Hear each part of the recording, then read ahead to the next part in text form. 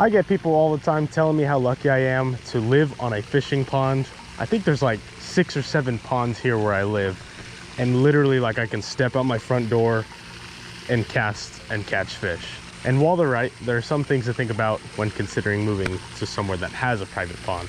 Today we're going to be fishing a few of these ponds here at my apartment complex, going over some pros and cons about living on a fishing pond, and hopefully we catch some cool fish today. So I've got a few different baits today. First, we got some live minnows in this bucket here.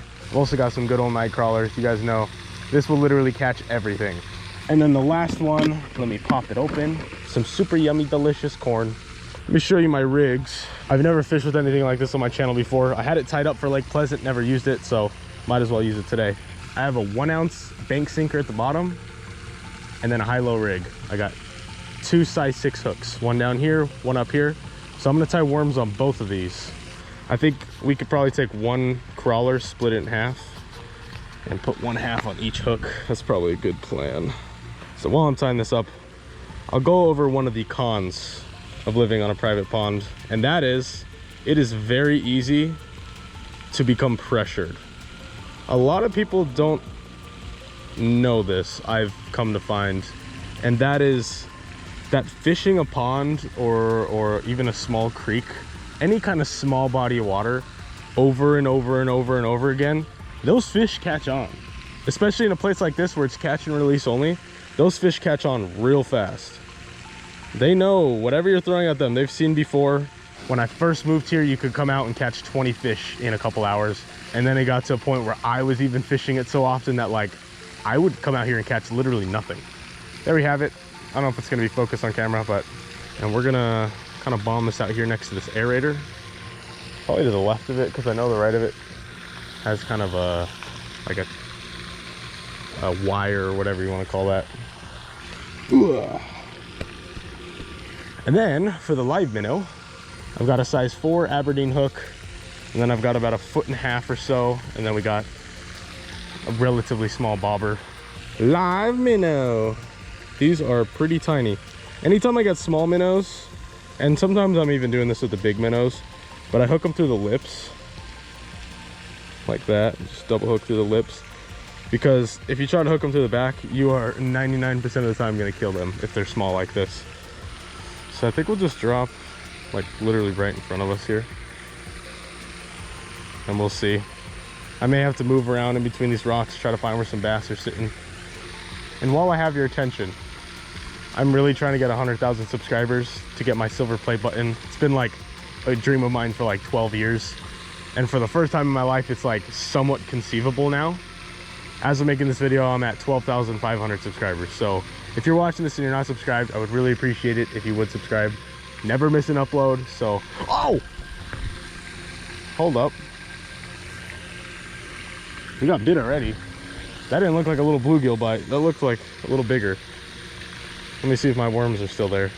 All right, both worms are still there. But anyway, subscribe, please. I love you.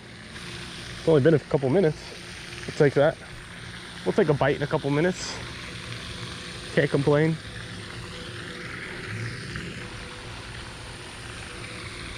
I think we're sinking them. So I'm not seeing anything under the bobber. All right, right in between all this stuff. Another con, I guess you could say, for some people might not matter. For me, oh no.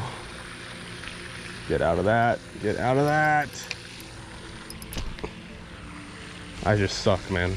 Well, we're retying. Another con for some people like myself, not everyone, but definitely me, is that there's not usually a huge variety of fish at these little ponds. Like even most golf course ponds have 8 to 10 species of fish you could catch. Oh, it's a bass. Yep, yep. Oh, it's not a bass. Oh, no, he's right there. He's off, but he's sitting on this rock. How lucky am I, dude? He literally popped off, but he popped off on a rock. Got a good old bluegill. Look how freaking big that ear is on that. They're always super funky looking in here. It's pretty cool. Popped off on the rock. That's wild. Let me try like up in here. Should be able to get a largemouth. It's got to be at least one largemouth in all this structure. One pro of living here is like, sometimes I don't want to pack all my stuff in my car and drive down to a pond, even if there's more variety and stuff. I just want to catch a fish or two, and I don't feel like putting a whole lot of work in to do it. Grab a rod, a spinner or something, and step out your front door, catch a couple fish, 5 minutes, and then go back inside. Hey ducks, you want to move out the way, please? Thank you. Right back in the tree. No, I'm just kidding. Oh, our line just went super slack. Yep, and now it's tightening up. Yep, fish on, baby. Fish on. And it's another bluegill. That's crazy, dude. That's crazy that I'm getting bluegill over largemouth on the live minnows. These bluegill in here are freaking aggressive, man. Super healthy looking fish. It's awesome to see, especially in a pond that you live at, to see some healthy fish. Adios. Maybe I'll try the minnow out here, because I have caught bass out here before.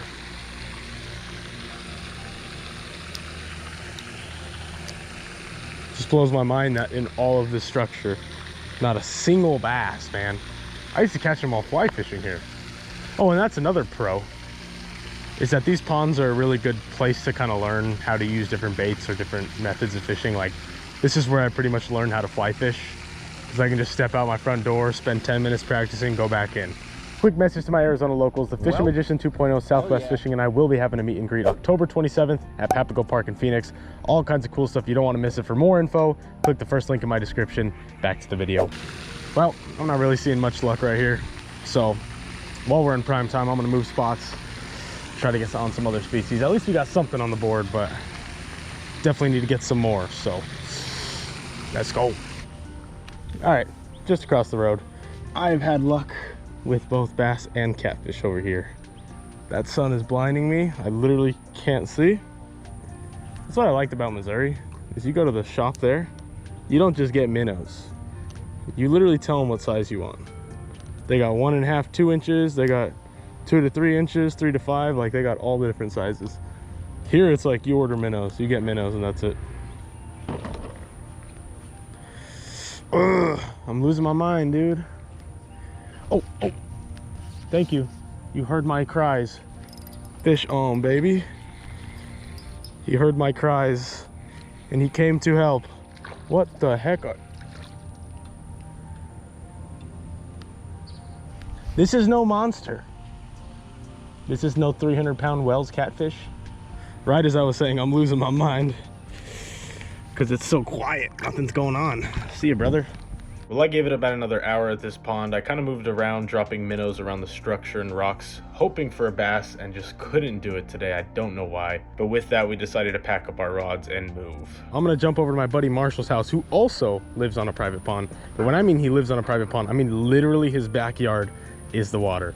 But we're gonna continue to try to answer this question, which is, what is it really like living on a private pond? You've seen it here. Let's see it at his place. Let's go. Well, we've made it. You guys now have seen what it's like to live on a pond at an apartment complex. Now you're about to see what it's like to live on a pond at a house. The difference is, in my apartment complex, that pond is open to anyone that lives there. Where I'm standing right now, with this pond right in front of me, nobody else could stand here except the homeowner and anybody invites. The neighbors cannot come here.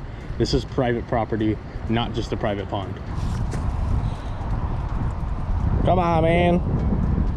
I have a little circle hook on here now because the bass tend to swallow the minnows. Circle hooks are very easy to get out of a fish's throat, I've noticed. Let's get this minnow out there. Whee! Right over the top of a Walmart bag. Cool. I don't know what it was today. My mind was pretty much set on catching bass, and no matter how many live minnows I threw, I could not keep the bluegill off. They were good-sized bluegill, but after you catch like 2 dozen of them on live minnows, they just get really annoying. Well, I am officially tired of catching tiny fish, specifically bluegill. And those bluegill aren't small, but it's just non-stop. I mean, minnows, not a single bass. So I'm just gonna go ahead and say bass are extinct. They don't exist on planet Earth anymore. So we're gonna come back here, try for some catfish, maybe some carp. I got some corn, I'm gonna throw some in the water, throw some corn on this hook, and then I got a bigger hook because I have a bluegill that did swallow the hook really bad. So we're gonna chop them up, use them as cut bait. Let's get fired up. Yeah! It's not over.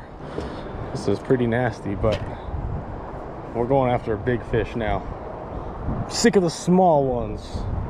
So yeah, like pretty much the entire bluegill head, size 5/0 or 6/0. Yeah, it's a 5/0 Kamakatsu octopus hook. That's what we're throwing out. The size of the fish we've been catching today, we're throwing out a head of one because I am tired of the litlins. All right, right out in the middle. Of course, we got to dump out the super yummy, delicious corn water. Shout out Marshall for real, man. He's the GOAT. Always saving my videos. Hooah! And this is a size 4 hook, so we're gonna load this thing up with corn. Probably like 7 or 8 pieces. Boom. There we are. I don't care about getting a carp as much or a catfish as much as I do just getting something big, man. Been catching little fish lately. It's been pissing me off, you know. I'm gonna sit in the shade, respond to some YouTube comments, and we're gonna get something. Oh my god. Oh my god. Fish on. Oh my gosh. We got a fish, dude. How is he all the way over there? Oh my god. Look, he's all the way over there. I cast it in that corner. This dude is literally all... It's a bass! It's a bass! It's a bass! It's a bass! It's a bass! It's a bass! It's a bass! Yeah, yeah! I got a bass, dude. This is on cut bait. I fish live minnows all day. Nothing. This feels like a nice one too. I don't have a net. Now I'm nervous. If you spit the hook, I'm gonna quit YouTube right now. Don't do it. Don't do it, dude. Don't do it. Don't do it. Boat flip. Yes, baby. Oh my gosh, dude. Right there. He just choked that cut bait. I was literally getting ready to move to the front. I had just finished tying my rig. Well, we're gonna let him keep it. The bait's still in his mouth. Not as big as it felt like in the fight, but it's a healthy looking bass, man. Get some cut bait in there. Boom. There goes the bass. I'm telling you guys, I was literally thrown right there in that corner, like where that buoy is. When I tightened up on him, he was all the way over there, like literally 150, 200 feet away. I came back to my apartment complex hoping to catch some more fish. It's literally been 2 hours and I haven't got a single bite. We came out to answer what it's really like living at one of these private ponds, and I think we got a pretty good answer. It's not as good as people may think. Now, it can be great sometimes, especially during spring and fall. Like I said, very easy for these ponds to become pressured because they're small and there's a lot of people fishing them. And also, you really only get the few fish that are easy and cheap to stock, which is like bluegill, catfish, bass. That's about it. Mostly bluegill, as we've learned today. Really appreciate you guys, and as always, I will see you guys next week.